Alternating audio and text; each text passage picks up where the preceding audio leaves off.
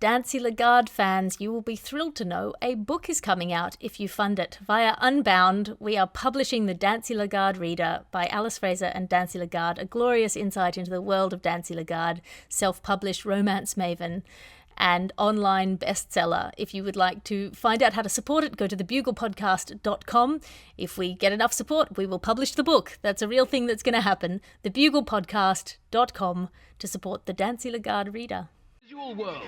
Hello Buglers, and welcome to issue 4268 of the Bugle audio newspaper for a world that does remain visual despite mostly wanting to close its eyes and think of anything else. I'm Andy Zaltzman, the one true keeper of the Sword of Truth. Oh shit, I've lost it.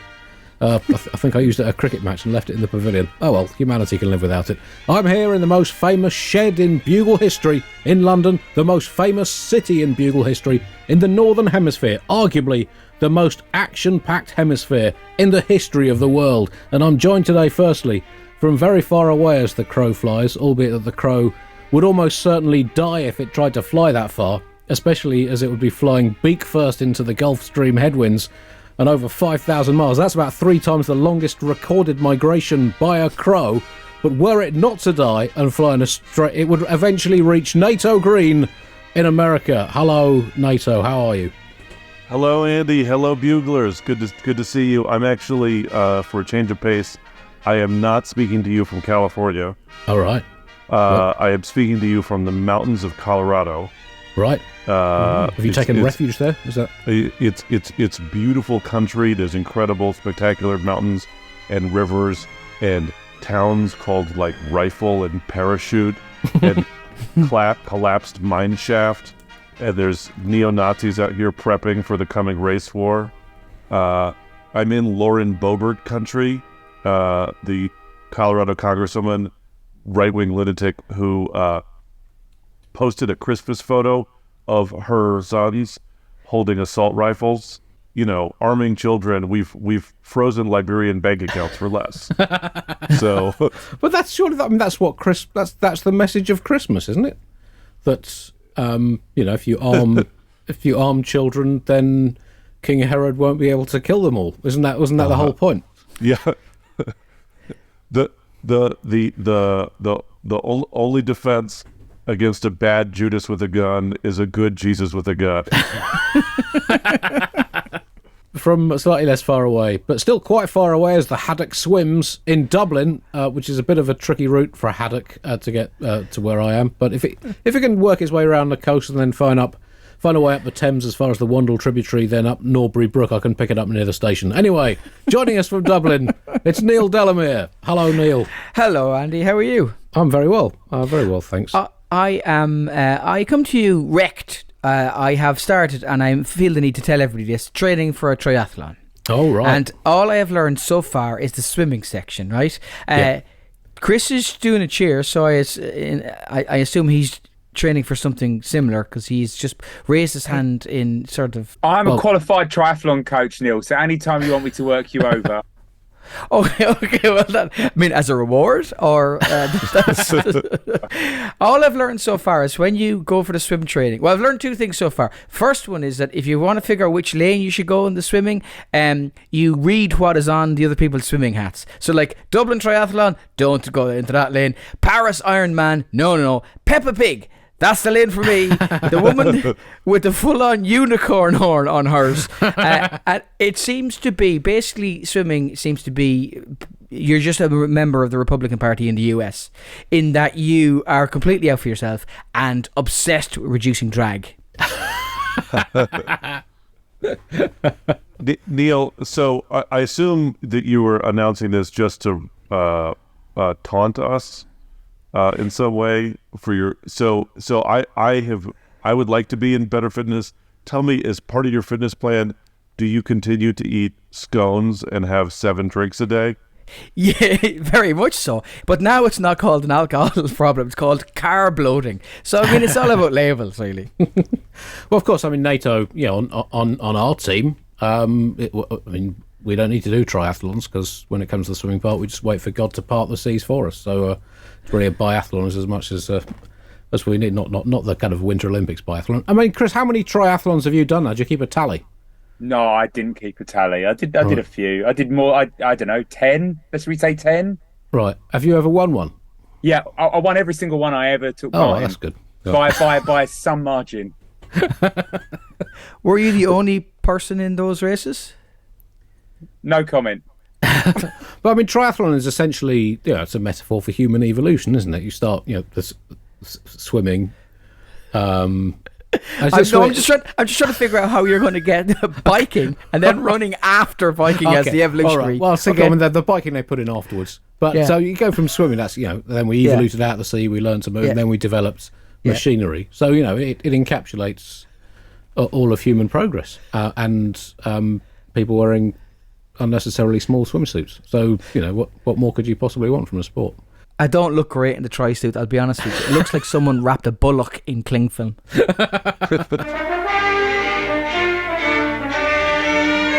We are recording on the 26th of June 2023. The 26th of June is World Remember About Something a Day Late Day, and we're celebrating this by recording on the 26th and not making the podcast live until the 27th. There can be no more moving tributes. The 29th is World Industrial Design Day. So do try to design something industrial if you're listening to this. Maybe a factory where you just input loads of atoms and it automatically makes whatever thing is most needed in the world right now. That can't be far off. Or a hospital that not only cures people but gives them a specially enhanced bionic body part. Or maybe you can develop an automatic rainbow that can be assembled in under an hour and transported to anywhere in the world that needs an instant blast of metaphorical hope. Get working, Buglers. As always, a section of the Bugle is going straight in the bin. And this week, well, you mentioned you're in Colorado, Nato, but we've reached the quarter-final stage of the Bugle-sponsored World's Favourite Geographical Features knockout competition. We've got, this week, the quarter-final draw. It's mountains against rift valleys. Estuaries against salt flats, I think that could be a close one. Atolls, a massive surprise last 16 win over peninsulas, versus crowd favourite sandy beaches. And Peat Bog, which Peat Bog's, of course, recently bought up by Saudi Arabia in their latest reputation laundering, nature washing investment, against Rainforest, out of form over recent years, but still very tough to beat. That's in the bin. Also this week, a free giveaway, a free scapegoat, someone or something to blame for your personal failings, the problems in society, or the fractures in humanity's relationship with itself and its planet. We will draw this week's scapegoat out of the bag, and this week's scapegoat to blame everything on is chamber music. There you go. Blame it on the chamber music. Everything is now fine. Those sections in the bin. Top story this week. Russia is in the midst of civil war. Oh, it's finished. It's finished already. Was this history's shortest ever civil war? It seemed to last about a day. Can it count as a civil war if one of the sides in it is a private company? I don't know. The Wagner versus Russia. I mean, obviously, from a British point of view, private companies with armies. It's a bit of an embarrassing part of our heritage, as Anu has explained, with reference to the East India Company over the years on this show. But it was a really strange couple of days, partly because I was trying to follow this whilst watching nothing but sport. I'm in between the first two Ashes tests in a professional capacity, and I took my son to a day of the women's test match and 2 baseball games in London whilst trying to follow the Russian Civil War. And it's quite hard for me to get my head around it, to be honest, without seeing it. I think he struck out. Maybe he walked. I can't remember who walked, who struck out. Anyway, the point is, it seems to be over, the Wagner versus Putin civil war. And the question arises, has Putin shown strength in dealing with it, weakness in dealing with it, weak strength, strong weakness, weak weakness, or weak strong weakness? We have 2 experts on Russian internal politics and the art of mercenary warfare with us, Nato and Neil.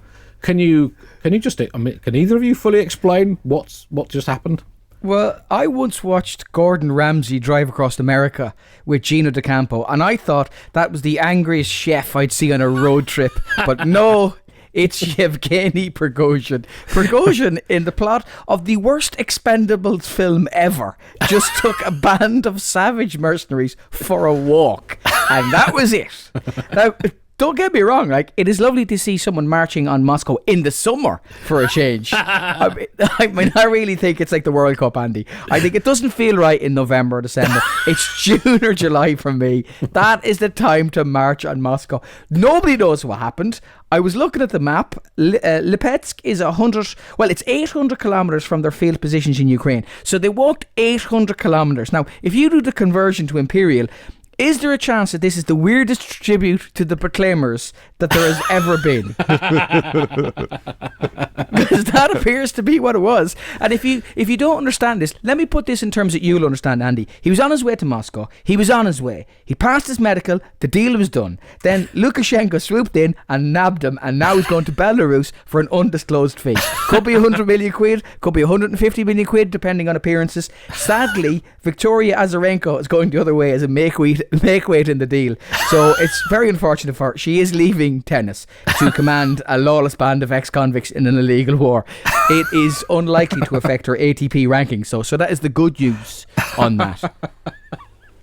Well, that's what she's in the WTA, not the ATP. So I mean, it's not going to. Sorry. I mean, well, then I'm definitely right.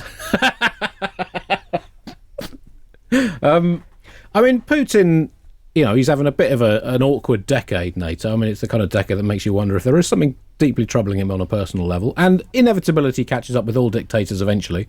It's just a question of time, method, and whether they're alive or dead to appreciate it, as Colonel Gaddafi's arsehole can testify. But I mean, where do you think this leaves Putin? Well, it was. I mean, we had a civil war here between Putin and the Wagner Group, and if you have to handicap your chances in a civil war, are you going to go with the despot who's been ruling Russia for the last 20 plus years, or the guy that you never heard of before last Wednesday? Which one has the better chances? Yevgeny Prigozhin is a Jewish former owner of hot dog stand turned mercenary warlord. He leveraged his hot dog stand to a restaurant, to a catering business, to leading a mercenary army of 50,000 neo-Nazis. And I have to say, as a Jew, it's really inspiring to see a Jew can be anything he sets his mind to, even a Nazi. And I want to see that action movie about the hot dog mercenary, where that opens with I have spent a lifetime building up a very special set of skills that make me a nightmare for people like you. Do you want pickle relish on that?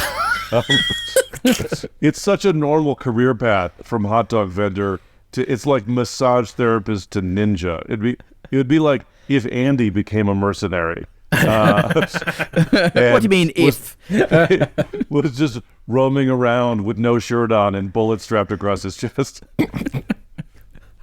I love that idea. That's the well-worn path that he's in. He leaves prison and they say to him in the job centre, what do you want to do? I want to be a hot dog salesman. Oh, okay, because that, if you play your cards right, can lead to international mercenary warlords. Well, it's the normal progression. That's right. Yeah. I went from comedy into cricket stats. So, stranger things have happened. So, Andy, Putin, as you know, is an egomaniac, corrupt war criminal who surrounds himself with like-minded people who have a similar style and essence. And Prigozhin is the utmost of those. He's sort of the pinnacle of that, and he's gone beyond the other corrupt war criminals. Now, the Wagner Group is willing to go on all manner of military escapades around the world, but they had growing concerns that the Ukraine invasion was poorly planned and unnecessarily resulting in too many Russian casualties, and Prigozhin wanted something lower risk. You could say that at the pinnacle, as the pinnacle of corrupt warlords modeled on Putin who preferred lower risk invasions, it's really a case of pasta Putinesca with non-Perel capers. Did I do that right? You did that right. I think we just all need to take a few moments to just appreciate the majesty of that. He's opened the door to puns. We are now on DEFCON 5. I got to pasta Putinesca, Andy, and it took me about an hour and a half to work backwards. And it was both a lot of work and I hated myself. Right. Is that how you feel when you have to write puns? Look, I'd say, that's a phase that we all go through, and then you learn to accept yourself for what you are, and it all becomes a bit easier, Nato. So, if you think about this, this is a man whose practice of sending waves and waves of troops into battle with no care for their well-being was described as sending meat into the meat grinder, and now he's going to live in Belarus. This is the man who puts the mince into Minsk. Thank you. Thank you. Well, those terminology might make sense of the transition from hot dog salesman. Can we just say how weird it is, by the way? I'll never get used to getting my breaking news from social media, because the juxtaposition between the previous posts and tweets is just too much to handle. It's like cat playing the piano, old couple dancing, mercenary lunatic standing beside pile of bodies, dog snuggling a baby, captain being hit with a sledgehammer, Jesus' face in a tomato, clouds that look like things, drone attack on Donetsk. It's just too weird. Did you see the Wagner troops in Rostov on Don? Did you they were welcomed in apparently, and they were wandering around getting coffees in a coffee shop, but they had their faces masked to cover their identities. I really like the idea that they all have their face masked, but they still have to have their names on the cups. I really want to, I'm in a balaclava, so you can't tell who I am. I'm like Ninja. Yevgeny Prosha? I've got a skinny flat white for Yevgeny Prosha. Do you have the cinnamon? Prigozhin is known as one of the world's least pleasant sticks, I believe is the term, and has been providing Putin with murderous cannon fodder from the Russian penal system. And I mean, I guess you have to say Pootles has been a bit unlucky with this in a way, because it's turned out that relying on mercenaries led by a man of vast and unfathomable depths of is a risky strategy. I mean, you would have thought, that in the old days, mercenaries were at least bound by some form of honour, but maybe we can't even rely on that anymore. I mean, the relationship between these two has been souring like a bucket of cheese for some time, and Prigozhin turned against Pootles after claiming the Russian army deliberately attacked his Wagnerian forces, and he plucked the armed insurrection club out of his militaristic golf bag. So I guess the question is, where now for Putin? Because luckily for him, from a British point of view, it coincided with Glastonbury. So in the UK, at least, the media were rather more preoccupied with whether Elton John's voice is still what it was, what went wrong with Guns N' Roses' cryogenic chamber, and how disappointing it was that Lizzo had to step in at the last minute for Liz Truss. So it didn't get quite as much media traction as might have been ideal. But people were wondering, where Putin was, and they were also wondering who was Elton John's next guest going to be. Now, that was the way to end Glastonbury. If Putin just walked out and they played Rocket Man, that would have been amazing. But he gave a speech today, Monday as we record, in which he didn't refer to the coup attempt / insurrection at all, which is a bit like doing a theatre review of Our American Cousin at the Ford Theatre, Washington, D.C. on the 14th of April 1865, and not mentioning that a tall guy with a beard in the audience got shot during the performance. It's that level of ignoring a key factor. It's like going on a first date, taking a stuffed leopard with you, putting it in the spare seat at your dinner table, and then not only not mentioning it throughout dinner, but not even bringing up the issue of taxidermy. That to me is how much he is ignoring reality. Andy, I think you're minimizing it, because when Putin went on to address the nation on Saturday, do you realize how bad things have to be in Russia for Vladimir Putin to put a shirt on? Putin only wears a shirt during times of great crisis for the Russian Empire, mutiny, pierogi shortage, or a Pussy Riot concert. Does he wear more clothes the worse it gets? Like someone trying to, on a Ryanair plane where you don't want to pay the extra baggage and you're wearing every coat you've ever owned. If he ever comes out in layers, we are f***ed, ladies and gentlemen. The nukes are in the air. What he said was, we will not let this happen again. We will protect our people and state from any threats, including internal betrayal. What we're facing is exactly a betrayal. What else is he going to say? He's not going to just go, we will let this one slide. Everyone has an off day. He probably has low blood sugar. Give him a Twix and see if he changes his mind. People, the big question is, how does this end? I'll tell you how it ends. Novichok shower gel. This is how this ends. He's going to be in Minsk going, coconut with a hint of polonium. Gone. So I guess the question is, what next for Putin to rebuild his rather shattered grasp on power and his image as this uber powerful overlord? What could he do? Could he invade somewhere else? Could he join forces with Ukraine against Wagner? Or will he take up arms with another mercenary group named after a famous composer? In which case, I'm not sure who would be on his list. Iverdi might go for a lesser-known composer, so long as they're satisfactory. But he won't want to be seen to take a backward step, even if he is hiding away in the Kremlin and people are calling him Debussy. I guess he's just trying to get a handle on the situation. He doesn't want to be choping and changing too much. But it could all unravel, which could bring things to a rapid halt. He won't get any help from Britain, to be sure, not after his egregious behaviour. But he might need to beg other countries for troops or use equipment that he's borrowed in. But I guess he could just go out on the streets of Moscow and pick up any old chancer who's prepared to go in recklessly. Just go and grab a rash man in off the streets. Anyway, I can't see it ending well, unless someone can talk Saint-Saëns into him. I digress. There was no warning. We've all let it go. Up until that point, I would usually condemn somebody for hitting somebody else with a sledgehammer, but there was a point in the middle of that where I could kind of see pure light and truth. How you could be driven towards it. I feel better about my Putinesta bit. You shouldn't.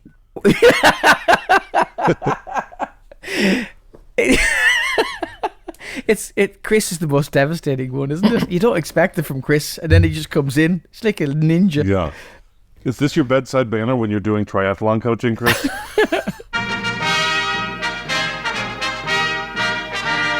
In other Russia-related news, well, it's been a really tough week for Russia because not only have they had to deal with a millisecond-long civil war, but they've had legal problems in Australia. Australia's top court has rejected Russia's bid to retain a plot of land on which to build a new embassy in Canberra.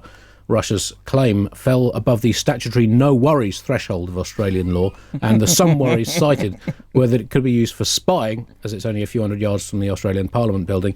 A Russian diplomat had been squatting on the site. Not the most concerning Russian occupation of someone else's land the world's had to deal with of late, to be fair, but apparently he has diplomatic immunity, which actually cannot be spontaneously revoked without direct approbation from actor Danny Glover. So it wasn't quite as simple as might have seemed the case at the time. Neil, I know you're an expert on Great Australian... topical reference, Andy. That is a quality Lethal Weapon. Diplomatic immunity. Quality. It's about my most recent cultural reference in the nearly 16 years I've been doing on the doing villains Bugle. in that one were South African. Did you feel a special connection to that one, Andy? Listen, we're lucky he mentioned a talkie. That is He got anything more recent than Euripides. So, I mean, Neil, I know you're a big fan of Australian land and property law. Whose side are you on with this? Well, the Australians think that the Russians might use it for spying. I mean, I think the giveaway was that the new embassy is shaped like a big glass and it was going to go right up against the wall, and I think maybe the plans gave that away. You look at this and there's a diplomat squatting in the building. I'm going to go out on a limb here and go, he's not their best guy. Okay? I'm just going to say it. I don't think he's the best spy stroke diplomat. That, like, they're not putting the A-team on squatting duty, are they? They're not. Here's one for you. Hill Street Blues, where they used to hand out the assignments at the start of Hill Street Blues. I'd imagine they're like, now listen, don't be offended by the assessment. We're just giving out the roles based on the talents, and he's a trained sniper and explosives expert, so he's going to go into the field. And John, you're 25 stone and profoundly agoraphobic, so we just thought that you could squat here and see if anything changes. What I do hope is that he holds out, and then the city develops around him, and like skyscrapers are built and shopping centres are built, and then he's in the middle, like in a little lean-to, like the old man in Up, and he just holds out and he holds out, and then he escapes eventually by attaching a load of balloons onto the little lean-to that he's built, and it floats away into the sunset, and as it almost disappears, the Americans shoot it down for being a Chinese spy balloon. That's how I see this ending, broadly speaking. Right. Well, I think you might be disappointed because the latest reports say that he has left in a car. It's rather anticlimactic, unfortunately. Yeah. Okay. Is he headed for Belarus?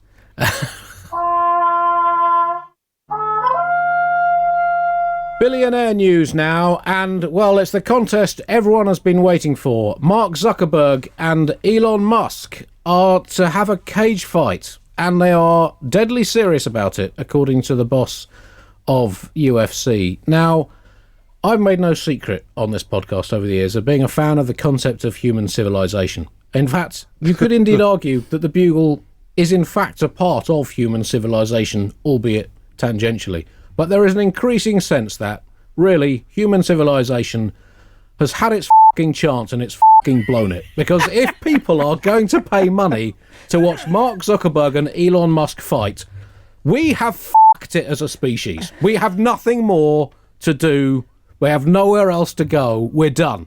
We've had a go, and that's it. We've shown we cannot be trusted with ourselves or our planet. Are either of you excited about this imminent showdown?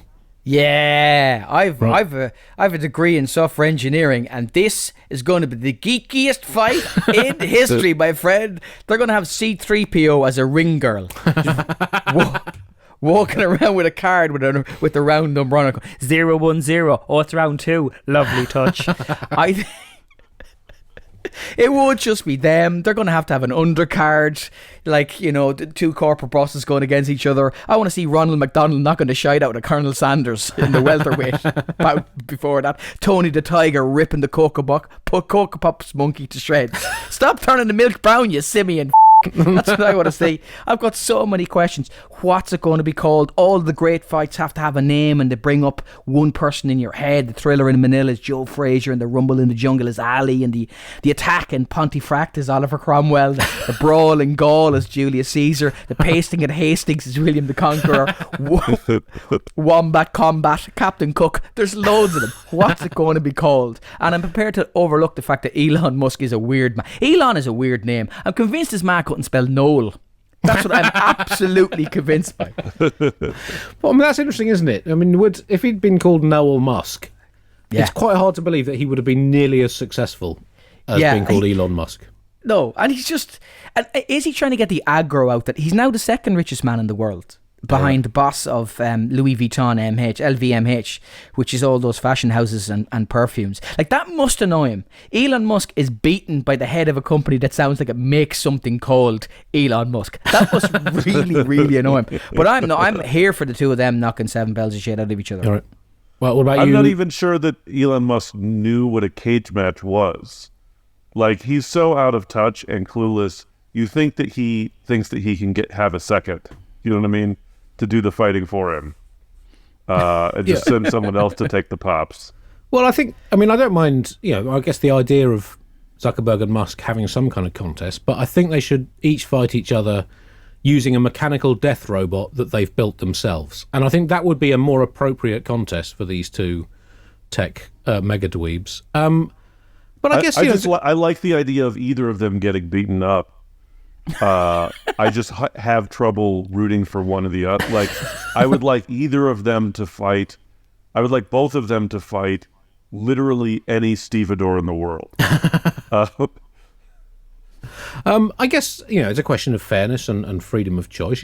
If highly skilled, athletically honed professional pugilists are allowed to fight each other for money and the entertainment of others, why shouldn't tech zillionaires and escape Bond villains do the same? And if you stop Zuckerberg and Musk pummeling the shit out of each other's suspiciously wealthy faces, do you not crush the dreams of all the children of the world, past, present and future? No, you don't.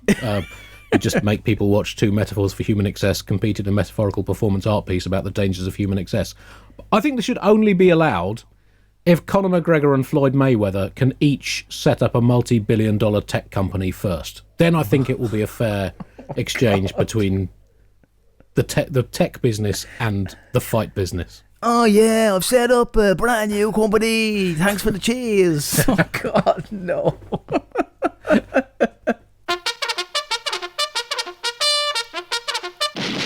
While we're talking about billionaires, many billionaires own yachts, and many yachts likewise own billionaires, I think. I forget the relationship between the two. But this was a story we picked up on a few weeks ago about the ongoing war between orcas and yachts, and essentially between orcas and plutocrats, which I think orcas are naturally a species that favours greater redistribution of wealth in human society, and they've started to try to make that point by attacking yachts. We reported on the attacks in Gibraltar, off the coast of Gibraltar, a few weeks ago. It turns out these are now becoming global, and this is essentially the start of the end times. When orcas attack yachts, it's not long till the entire natural world is ganging up against us and turfing us off the planet. One expert has said that it's unlikely there is a revenge element in these orca attacks, which to me seems to be one of the most deluded pieces of bullshit I have ever heard. Why would there not be a revenge element to an orca attacking a yacht? There's no logic in that. Can either of you see why an orca would not be vengeful towards humanity? Yes! Since killer whales are attacking yachts, since 2020, there have been 500 reports of orca encounters off the Iberian Peninsula, right? Some lunatics like you think they're just singling out rich people's yachts and attacking them. The idea that these jumped up sea badgers could get together and orchestrate, and I'm spelling that ORCASTRATE, attacks on only yachts is madness. But my main issue with it is the idea that these whales have somehow organised themselves to take on boats in Spain and Portugal, and that's where they'd start. No, Japan is where they'd start. Norway is where they'd start. The next time some Japanese or Norwegian whaler looks out over the bow and sees 40 orcas heading towards him, balanced on each other like the human pyramid that you used to see on the motorbikes in Record Breakers, you're not firing off that harpoon. You're going to shit yourself. Remember what Attenborough said: never trust something that looks like a fish the piano. Orchestration actually might be one of the ways of dealing with this problem. Actually, we'll stop them breeding. It's not just that the orcas are attacking yachts, but that they're, I mean, for me as a union guy, that they're getting organized. Like you imagine that the orcas are having meetings, being like, planning the way that we used to protest like the World Trade Organization is you'd have an affinity group that would have a name, like the Orca Anti-Colonial Emancipation Front or whatever, the Waterfront Liberation Front, and then you'd have a meeting. People would use consensus. There would be a motion, and then the orcas would decide, okay, I'm going to take the stern, you're going to take the aft. We're going to try to jam up the rudders. We're going to it's like the orcas have been reading some Noam Chomsky and some Mao Zedong theories of guerrilla warfare. They're ready. I'm all for it. What do we want? Ooh. When do we want it? Ooh.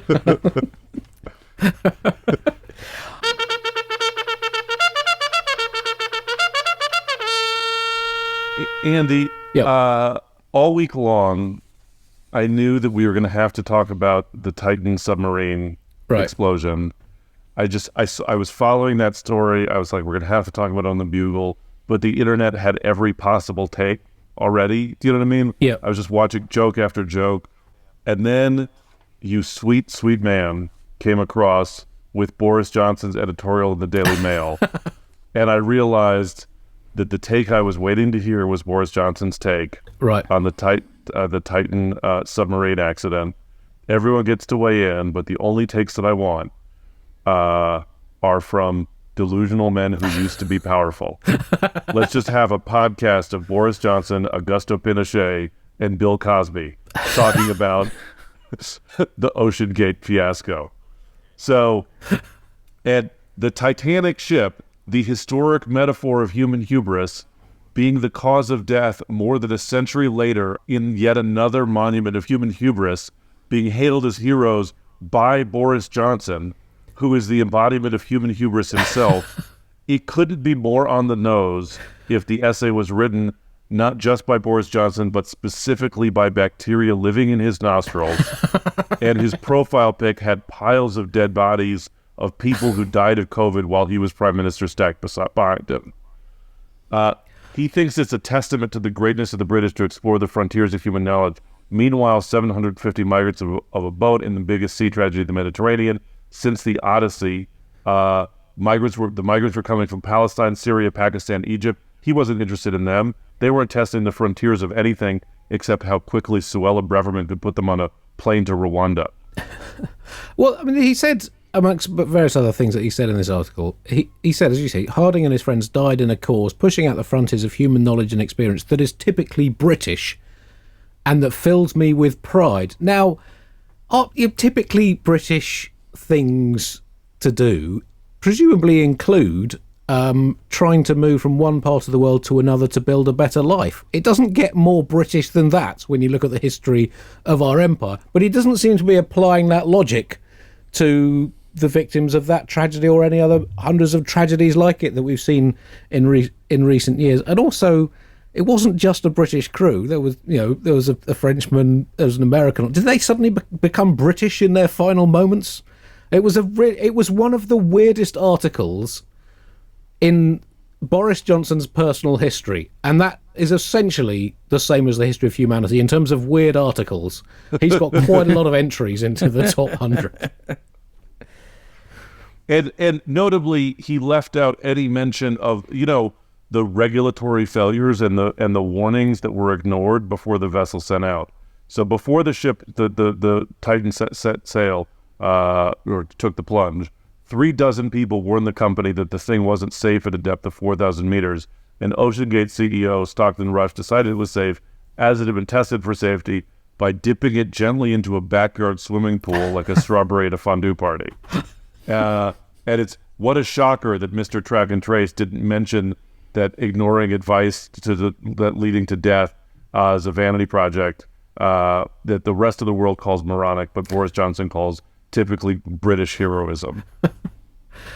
He also drew parallels with the early years of flight and the Wright brothers. He said, look at those first flying machines, weird contraptions of leather and canvas and wood. It's possible he's mixing it up with his own former number 10 dungeon, but we don't know about that.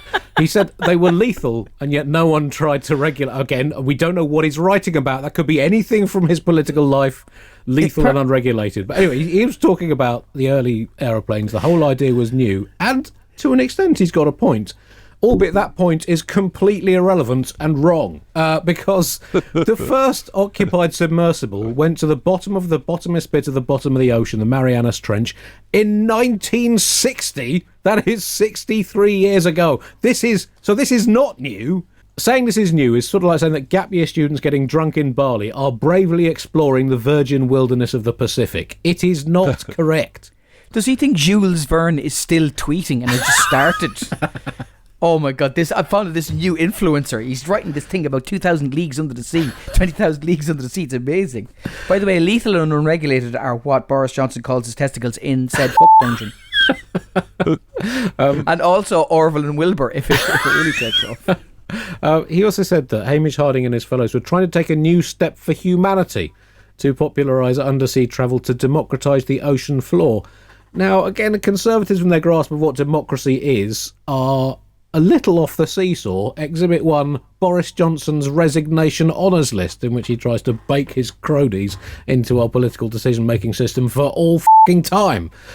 Besides, as I said, it's not a new step. It's been done a lot. There's so much wrong with this article, and clearly there's deep personal tragedy for the families of those involved. At the same time, this whole thing is beyond idiotic, and it sits ill at ease with the deeply human tragedies that have been given far less media coverage, as you were saying. Stop reading Boris Johnson's columns.